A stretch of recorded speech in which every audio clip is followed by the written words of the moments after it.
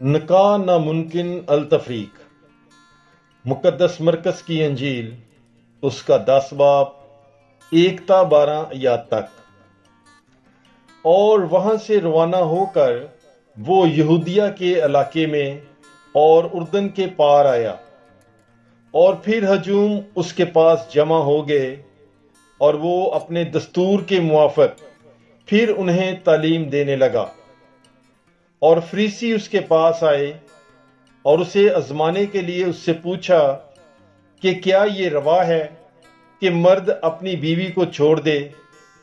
اس نے جواب میں ان سے کہا کہ موسیٰ نے تمہیں کیا حکم دیا ہے؟ انہوں نے کہا کہ موسیٰ نے اجازت دی ہے کہ طلاق نامہ لکھ کر چھوڑ دیں۔ پر یسوع نے ان سے کہا کہ اس نے تمہاری سخت دلی کے سبب سے تمہارے لیے یہ حکم لکھا تھا، لیکن تکوین کی ابتدا سے خدا نے انہیں نر و ناری بنایا۔ اس واسطے مرد اپنے باپ اور اپنی ماں کو چھوڑے گا اور اپنی بیوی سے ملا رہے گا، اور وہ دونوں ایک تن ہوں گے۔ سو وہ اب دو نہیں بلکہ ایک تن ہے۔ پس جسے خدا نے جوڑا ہے اسے انسان جدا نہ کرے۔